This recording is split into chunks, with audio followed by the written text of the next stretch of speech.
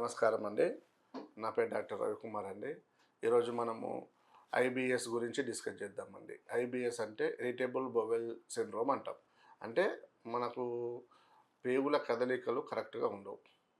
అంటే చాలామందికి ఏం చేస్తుంటారంటే కాన్‌స్టిపేషన్ అంటే మలబద్ధకమే ఉంటుంది ఎక్కువ మందికి. అంటే 2, 3 రోజులకెళ్ళినా కూడా మోషన్ రాదు. అలాగే కొంతమందికి ఏందంటే కంటిన్యూయస్‌గా లూజ్ మోషన్స్ అవుతుంటాయి. ఇలా అంటే ఒకసారి కాన్‌స్టిపేషన్ ప్రాబ్లమ్ ఉంటుంది. ఒకసారి డయేరియా, లూజ్ మోషన్స్ ప్రాబ్లమ్స్ ఉంటాయి. ఇలా ఒకదాని తర్వాత ఒకటి వాళ్ళకి ఇబ్బంది పెడుతుంటాయి. ఇలాంటి వాళ్ళని మనం వచ్చే ప్రాబ్లమ్స్‌ను ఐబిఎస్ అంటాం. ఇరిటబుల్ బowel సిండ్రోమ్ అంటాం. ఇది చాలా రేర్‌గా చూస్తామండి. అంటే వాళ్ళకేందంటే వాళ్ళకు బowel మూవ్‌మెంట్స్ అనేటివి వాళ్ళ మానసిక ఆందోళన బట్టి మారుతూ ఉంటాయి. అంటే వాళ్ళ పేగుల కదలికలు ఎక్కువగా ఉన్నాయనుకోండి, విపరీతంగా కదిలితే లూజ్ మోషన్ స్టార్ట్ అవుతాయి. అసలు మనం బోవెల్ మూవ్‌మెంట్స్ పేగులు కదలట్లేవు అలానే ఉన్నాయంటే కాన్‌స్టిపేషన్. మోషన్ రాదిక. మలబద్ధకం అనేది స్టార్ట్ అవుతుంది. కాబట్టి వీటికి ఏం చేస్తుంటాం మనం చాలామంది కొంతమంది ఎలా ఉంటాయంటే ప్రాబ్లమ్స్ భోజనం చేసిన తర్వాత వెంటనే మోషన్‌కెళ్తారు. మార్నింగ్ టిఫిన్ చేస్తే మోషన్‌కెళ్ళిపోతారు. ఈవినింగ్ కనీసం స్నాక్స్ తిన్నా మోషన్‌కెళ్ళిపోతారు. అంటే రోజుకొక 4-6 సార్లు వాళ్ళు మోషన్‌కెళ్తుంటారు. దానివల్ల వాళ్ళు విపరీతంగా నీరసం అయిపోతుంది. మరి ఆ మోషన్‌కి ఏమన్నా లూజ్ మోషన్స్ అవుతాయంటే కాదండి. నార్మల్ మోషన్స్‌గానే ఎళ్తారు. కానీ ఎక్కువ సార్లు ఎళ్తుంటారు. అంటే వాళ్ళకి ఏదన్నా తిన్న వెంబడే మోషన్ వచ్చేస్తుంటది. దాంతో పాటు ఏమవుతదంటే సైకలాజికల్‌గా వాళ్ళు ఎక్కడికైనా ఎళ్ళాలన్నా భయమవుతుంది. ఎక్కడైనా ఎళ్ళాలన్నా, బయట తినాలన్నా, ఎక్కడైనా బయట తింటే మళ్ళీ మోషన్ వస్తుందనేమో అని చూసుకుంటారు. ఏదన్నా దూర ప్రయాణాలు చేయాలంటే వాళ్ళకు అందుబాటులో బాత్రూమ్స్ ఉన్నాయా లేదా అని చూసుకుంటారు. వాళ్ళు ఎక్కువ మంది ట్రైన్ జర్నీసే ప్రిఫర్ చేస్తారు. బస్సు జర్నీస్ ఎక్కువ చేయరు. కార్ జర్నీస్ కూడా తక్కువ చేస్తారు. ఎందుకంటే వాళ్ళకు ఎప్పుడైనా వాళ్ళ తీసుకున్న మోషన్ రావడము, లేకుంటే ఆలోచన మారినప్పుడు ఎక్కువ టెన్షన్, స్ట్రెస్ పడ్డప్పుడు డైరెక్ట్ మోషన్ రావడం అనేది చూస్తుంటాం. సార్ మరి నా దగ్గరకు వచ్చిన కేసెస్‌లలో చాలామంది సార్ నాకు ఇట్లా తిన్న వెంబడే మోషన్ వస్తుంది కంటిన్యూయస్‌గా. మరి ఎక్కడ బలం ఉండట్లేదు. మరి గ్యాస్ ప్రాబ్లమ్ లేదు. ఏ ప్రాబ్లమ్ లేదు సార్. కానీ మోషన్ అయితే రోజుకు 4, 5 సార్లు వెళ్తున్నాను అని చెప్తుంటారు. వాళ్ళకి అన్ని స్కానింగ్ చేయించాం. ఎండోస్కోపీ చేయించాం నార్మల్ వచ్చింది.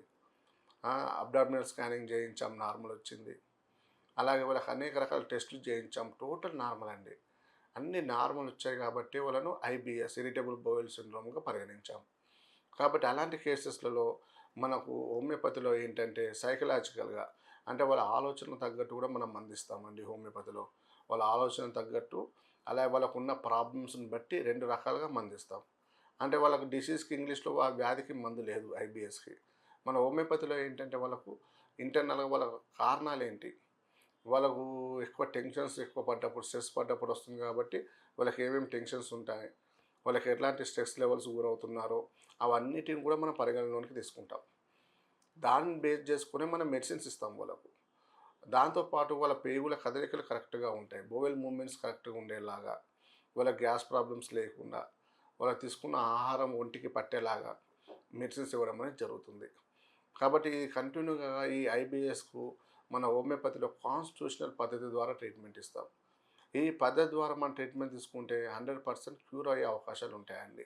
ఎందుకంటే ఇప్పుడు బయట చాలామంది సార్ మేము అలోపతి మందులు వాడాము, ఆయుర్వేదిక్ వాడాము, యునాని, హోమియో కూడా బయట వాడాము సార్. ఎక్కడ తగ్గట్లేదు.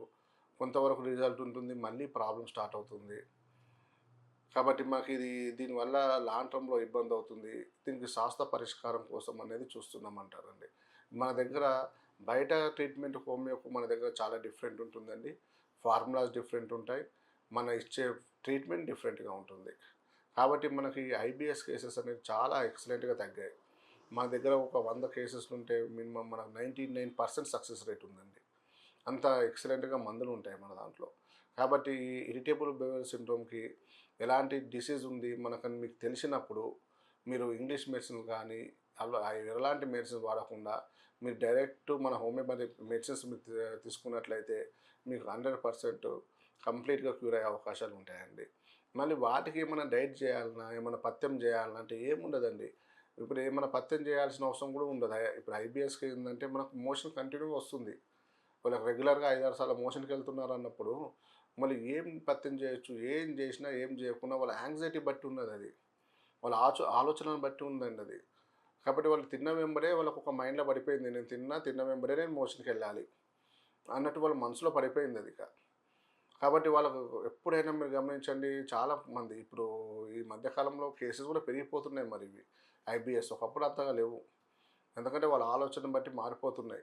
మళ్ళీ వాళ్ళకి ఎలాంటి డైట్ ఇంట్లోని ఫుడ్డే తింటారు వాళ్ళు. బయట ఫుడ్ కూడా ఎక్కువ తినరండి. ఇంట్లో ఫుడ్ తీసుకున్నప్పుడు కూడా ఇలాంటి ప్రాబ్లమ్స్ వాళ్ళకు ఏర్పడుతున్నాయి. కాబట్టి ఒకసారి మీరు మన దగ్గర సంప్రదిస్తే దాని గురించి వివరిస్తాం, ఎక్స్‌ప్లెయిన్ చేస్తాం. అసలు మీ ప్రాబ్లమ్ ఏందో చెప్తాం. దాన్ని బట్టి మనం ట్రీట్మెంట్ ఇస్తామండి. నమస్కారం.